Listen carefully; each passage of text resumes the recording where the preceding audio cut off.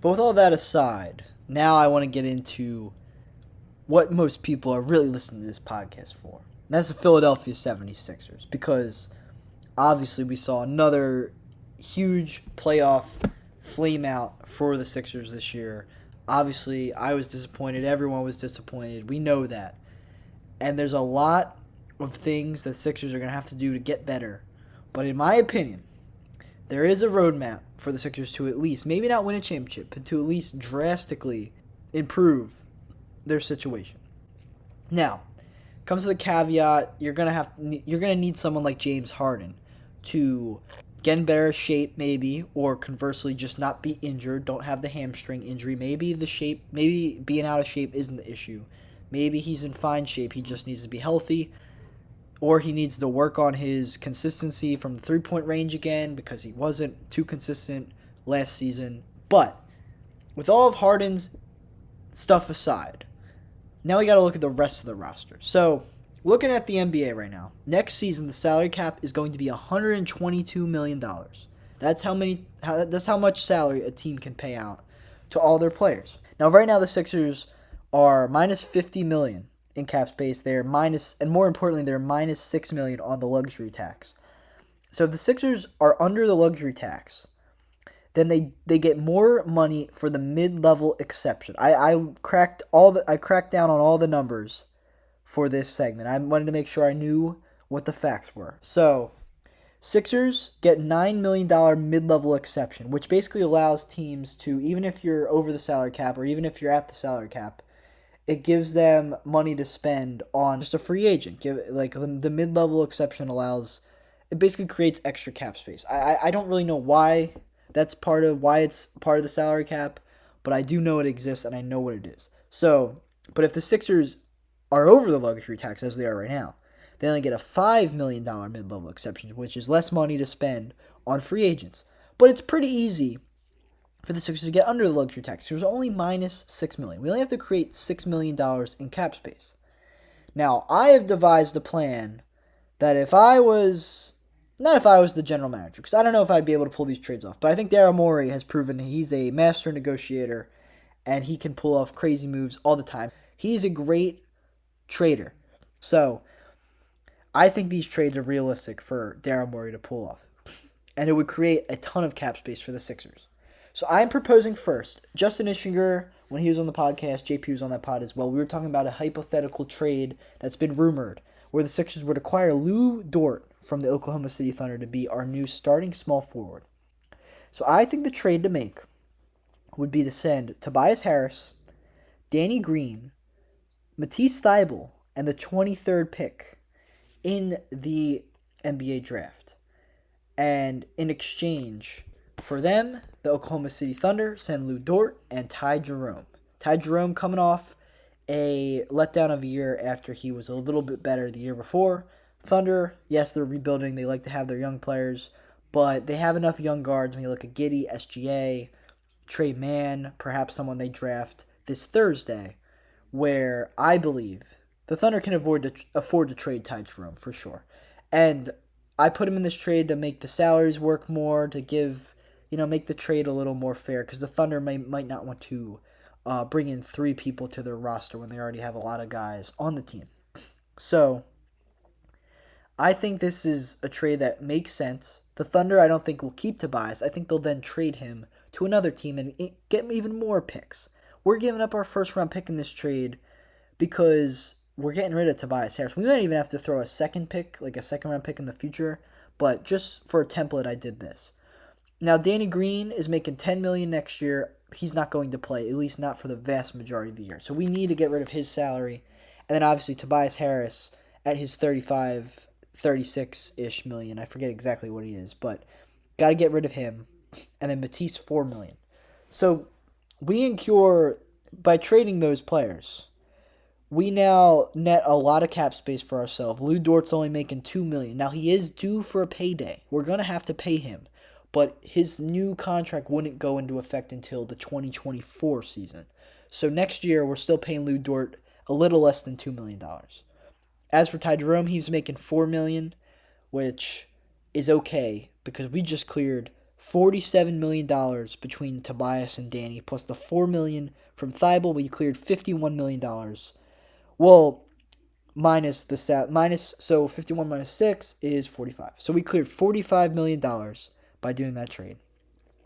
Now, I also propose that Furkan Korkmaz and his $5 million salary, sorry Justin if you're listening, be traded along with a future second round pick to a team. I'm going to say the Orlando Magic, because the Orlando Magic could use some more bench shooters, some better three-point shooting. I think they need, because I think they have a lot of good defenders. They need some shooting. So I say that we trade Furkan Korkmaz and a future second-round pick. I'm talking 2026, 2027, 2028. But as a reason for the Magic to take Furkan on. We trade that for cash considerations to the Orlando Magic or whatever team. So now all of a sudden we freed up $50 million. So now, if you look at the salaries, Harden, $47 million on his player option. Embiid's making $33 million. George Niang, $3 million. Maxi's close to $3 million. Springer, $2 million. Shake, $2 million. Dort, $2 million. The combination of Isaiah Joe, B-Ball Paul, and Charles Bassey are making $5 million altogether. Ty Jerome's making $4 million. Charlie Brown Jr., I'm proposing we re-sign to a 1-year, $1 million deal. So he's on the roster, no longer a two-way player.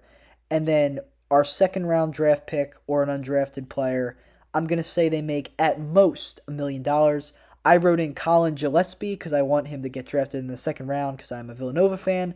It could be any player. Whoever we take in the second round, or whoever our top rookie is, I'm proposing that player make at most $1 million.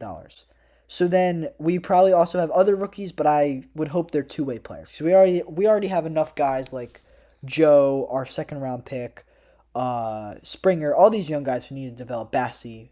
So I don't think we need even more young guys. Put them on two-way contracts. Plus the $9 million mid-level exception because we're no longer over the luxury tax, as I mentioned. So that gives us, out of the $122 million, we have $17 million in cap space if all these moves happen, plus the $9 million level exception, plus a $1.5 million trade exception because of the Andre Drummond being dealt to the Nets. So that gives us roughly 33-ish million to work with, like about 33 million to work with. So here's what I'm proposing. Here are my top 5 players that we spend that 33 million on. So, we probably allocate maybe 3 or 4 million of those dollars to minimum players to fill the roster. Let me look at the roster real fast. So we already have 1, 2, 3, 4, 5, 6, 7, 8, 9, 10, 11, 12, 13 players. We just need to sign 2 of these 7 players I have listed, but they are my top 5. I'll explain this. So here's my top 5 players I want the Sixers to sign to fill the roster. Number 5, I've got Gary Harris. Coming off a year with the Orlando Magic, he had a bounce-back year after dealing with some injuries and inconsistencies with the Nuggets. Traded to the Magic in the Aaron Gordon trade. He proved himself to be a valuable two-way player. He can make the open threes off the catch and shoot. He can play some defense at the guard level, but he is a shorter shooting guard at 6'4". So I think he could be a really valuable player opposite James Harden, maybe even opposite Tyrese Maxey, as a guy who doesn't need the ball in his hands but can score the ball if asked. I would be okay with Gary Harris as just a consummate professional role player who will at least be a plus to this team, improve our bench a little bit. But I don't think he's a huge difference. But he is someone who can help. So he's number 5 on my list.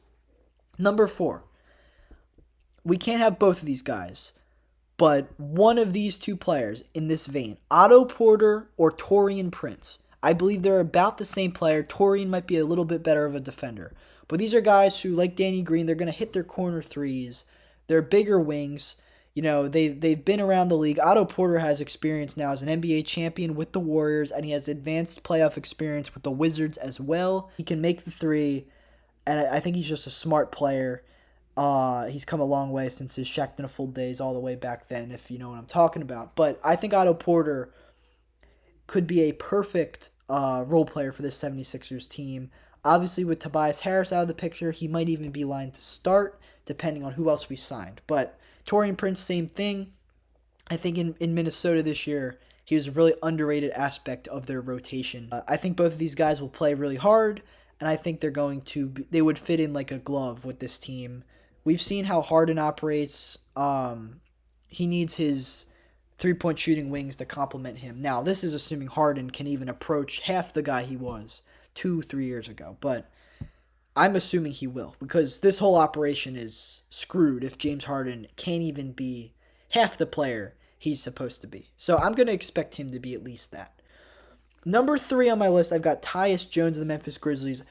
I think off the bench, I think I'm okay with having Shake Milton return as a backup guard, but we need someone to complement Shake Milton, because guys like George Hill, guys like rookie Maxey, I really don't like that fit at the backup guard, because Shake Milton's the guy who's going to need the ball in his hands. He's going to be needing to be a volume scorer. He's really like a lesser version of Jordan Clarkson, kind of.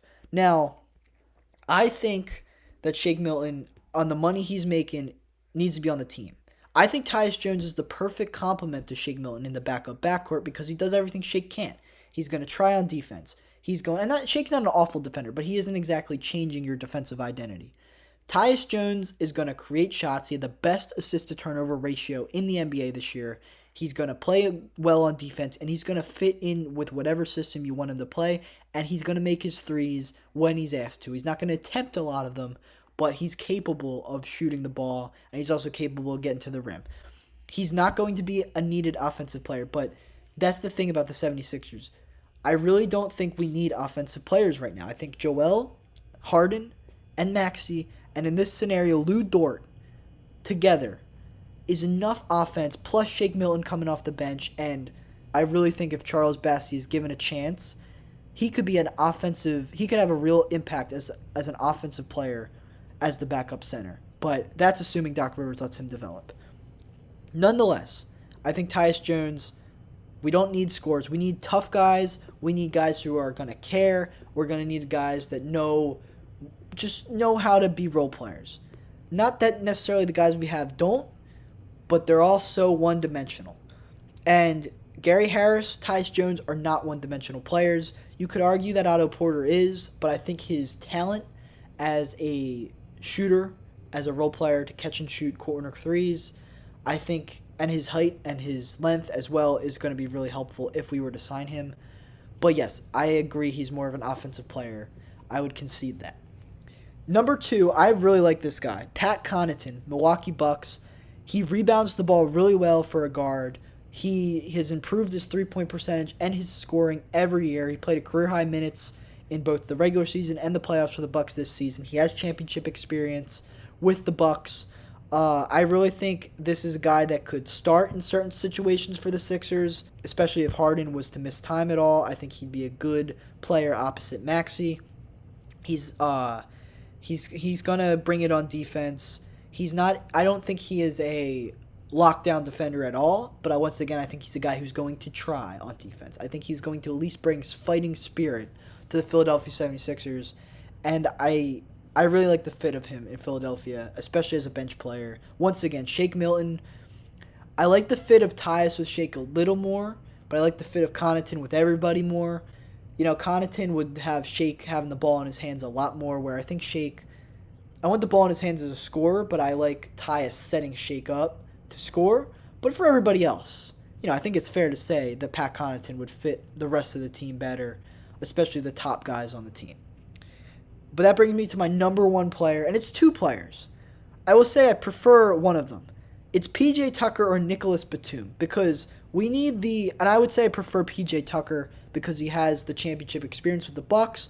He's been on a good team in Miami this year, and he's really just been, and Houston as well, of course. He has been on a lot of good teams for a long time, has the relationship with Darrell and Harden, and P.J. Tucker would be a great add to the Sixers. He'd bring the toughness that Philadelphia loves. It's another reason someone like Patrick Beverley, who's not a free agent, I would love to see in Philadelphia one day. I don't know if that'll ever happen. Don't think Minnesota wants to let him go. But players like P.J. Tucker and Pat Beverley are the guys I want in Philadelphia. Nick Batum, not the defender P.J. Tucker is, but I do think, that role of that corner 3 specialist who can also play some defense. Nick Batum also an underrated passer. He has been for a long time. I think he could create some shots for the rest of this team Not in like a 7-10 assist way, but he might only average 3 assists, 4 assists, but he's going to be alert. He's going to make the small passes that lead to baskets. His pass might lead to an assist from Harden. That kind of thing. And he's going to try on defense. He's been a better defensive player in the past, but he's still a quality player, quality two-way player. PJ Tucker, obviously a quality two-way player as well. He's been that for a long time. Can play the small ball center if that's needed. I don't think the Sixers had anyone on the team that could have played the small ball center. I'm not saying we should be playing small ball center because obviously we have Joel Embiid who can overpower anybody. But if we ever need a backup center who needs to go play small ball center, I think PJ Tucker, would start at the 4 but maybe play 40 minutes, which it's a lot to ask for a guy who's almost 38 years old, but PJ Tucker's been playing huge minutes really for a long time. I wonder if it's partially because he spent so many years outside the NBA that he still has a lot of legs on him, and that's a great thing for the Sixers right now. It means he'll be around longer than you think despite his age. At least that's the hope.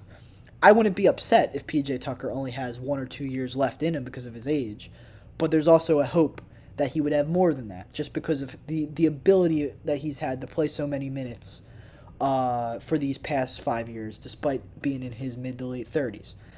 PJ Tucker's my top target. I'd be okay with Nick Batum in that spot as well. I want that type of player, but I prefer PJ Tucker, who I think, I have a top 100 players in the NBA list coming out I'm excited about. PJ Tucker did make that list, and once again, Sixers need versatility. They need guys who can do it on offense and on defense in a role player fashion. I think Lou Dort, if we bring him in, obviously we know about his defensive impact, and it might have gone, we saw Lou Dort when he was on the Thunder as a rookie play excellent defense. We've seen that defense maybe not be quite as evident now that he's on a bad team in the Thunder. I think now that he's going to become more of maybe not a role player. He'd be the 4th best player on the Sixers, ideally, but I think he would bring more defensive intensity because he wouldn't be asked to score 17 points a game any longer. So I really like the idea of a Tyrese Maxey, James Harden, Lou Dort, PJ Tucker, Joel Embiid starting lineup. And if I had to choose 2 of these players, I would go with PJ Tucker and Pat Connaughton. With that $28 million I mentioned, both of those guys can make $14 million a year. You can also pay them less than that if they're not asking for that much. I think PJ Tucker on a short-term deal might ask for like 1 year, $15 million, but if he's going to sign a 3-year deal, maybe he'd only ask for $8 million a year. Pat Connaughton, I'm not so sure what the market for him will be. Might be less than $14 million a year though. We're gonna have to hope not too many people are trying to outbid us for Pat Connaughton. We're also gonna have to hope that Pat Connaughton doesn't want to just take a discount and stay in Milwaukee like Bobby Portis did. Now, I would hope Pat Connaughton doesn't do that because he's in line for the biggest payday of his NBA career by a long shot, and I'm not sure if he doesn't take a big deal right now, if he'll ever get one again. But I really like Pat Connaughton, at least for the next 2 or 3 years. That's our window right now. Embiid's almost 30. I think he's close to 28 if he's not already. His birthday's coming up then. This is a crucial offseason for the Philadelphia 76ers. And if they do what I just mentioned, I will be over the moon with this team, even if they don't win a championship. Because at least then, we will have done, in my opinion, practically everything that we could have done. Now you could say we didn't fire Doc Rivers, James Harden didn't get better. I get that, I hear that, but from Daryl Morey's perspective, from this roster construction perspective, if that's the type of offseason we have, I think that's an A+, and I think we've put ourselves in every position to succeed, and at that point it's on the players to go out there and win. So let's hope for a fantastic offseason for the 76ers. I'm excited to see what happens. I'm excited to see if we trade the pick on Thursday during the draft. I'm excited to see if we create the cap space to sign some of these players I've mentioned. I'm just really excited, and I'm hoping my excitement doesn't turn into disappointment, but I have faith. I have faith in Daryl Morey to continue being an excellent general manager. So that's going to do it for this episode of Trust the Podcast. Thank you guys for listening. I really appreciate it. Make sure to follow on Spotify, Apple Podcast, if you haven't already, and stay tuned for more content coming next week. I've pre-recorded some stuff, So I'm going to have that coming out, my top 100 list. As I mentioned, I'm excited to share that with all of you. So thanks for listening. Stay tuned for that and have a great rest of your day.